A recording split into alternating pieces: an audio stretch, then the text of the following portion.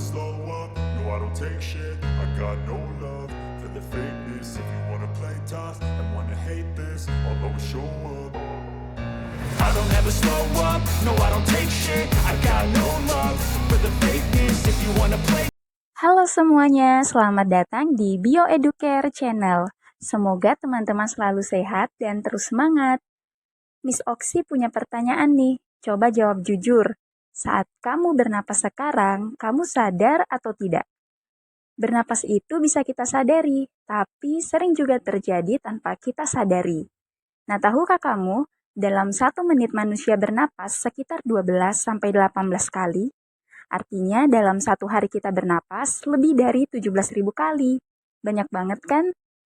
Meskipun terlihat mudah, ternyata proses pernapasan di dalam tubuh kita tidak sesederhana itu. Ada beberapa organ yang bekerja sama agar oksigen bisa masuk ke tubuh kita. Nah, pada video ini, kita akan mempelajari struktur dan fungsi organ sistem pernapasan manusia, mulai dari rongga hidung sampai dengan paru-paru.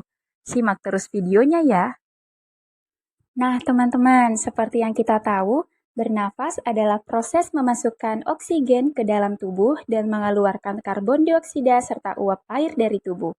Secara umum, sistem pernapasan manusia tersusun atas beberapa organ utama, yaitu rongga hidung, faring, laring, trakea, bronkus, bronkiolus, alveolus, dan paru-paru. Yuk kita bahas satu persatu mulai dari organ yang pertama, yaitu rongga hidung. Rongga hidung merupakan tempat masuknya udara dari luar. Rongga hidung selalu lembab karena adanya lendir. Di dalam rongga hidung juga terdapat tulang hidung, serabut saraf pembau atau olfaktori, serabut saraf menuju otak, dan rambut-rambut halus atau silia. Selaput lendir dan silia berfungsi menyaring debu dan kotoran yang masuk ke hidung, mengatur suhu udara, dan mengenali bau melalui saraf olfaktori. Selanjutnya, udara dari rongga hidung akan masuk ke faring. Faring merupakan persimpangan antara rongga hidung ke tenggorokan atau saluran pernafasan dan rongga hidung ke kerongkongan atau saluran pencernaan. Pada bagian belakang faring terdapat laring. Pada laring terdapat pita suara dan epiglotis atau katup pangkal tenggorokan. Pada waktu menelan makanan, epiglotis menutupi laring sehingga makanan tidak masuk ke tenggorokan. Nah, sementara itu, pada waktu bernafas, epiglotis akan membuka sehingga udara masuk ke laring lalu menuju tenggorokan. Selanjutnya, trakea atau batang tenggorokan. Trakea berbentuk seperti pipa dengan panjang kurang lebih 10 cm. Trakea adalah pipa panjang yang diperkuat cincin tulang rawan agar tidak mudah menutup. Di dalamnya terdapat silia dan juga lendir yang membantu menyaring partikel asing. Trakea kemudian bercabang 2 dalam paru-paru, membentuk bronkus. Bronkus merupakan cabang batang tenggorokan yang berjumlah sepasang, yang masing-masing menuju paru-paru kanan dan kiri. Struktur bronkus mirip dengan trakea. Bedanya, dinding bronkus lebih tipis dari trakea. Bronkus bercabang membentuk bronkiolus. Berikutnya, bronkiolus. Bronkiolus merupakan cabang bronkus. Bronkus kanan bercabang menjadi 3 bronkiolus, sedangkan bronkus kiri bercabang menjadi 2 bronkiolus. Bronkiolus bercabang-cabang menjadi saluran yang makin halus, kecil, dan dindingnya tipis.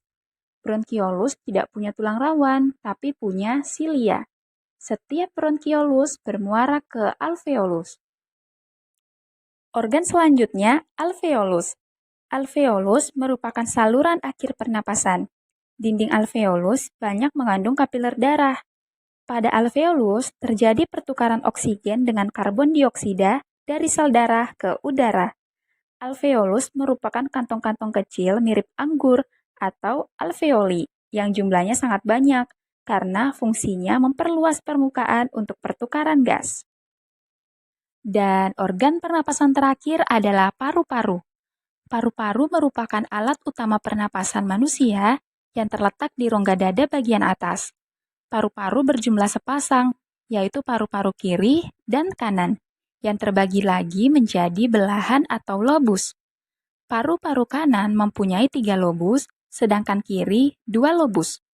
paru-paru dibungkus oleh selaput tipis rangkap dua yang disebut pleura.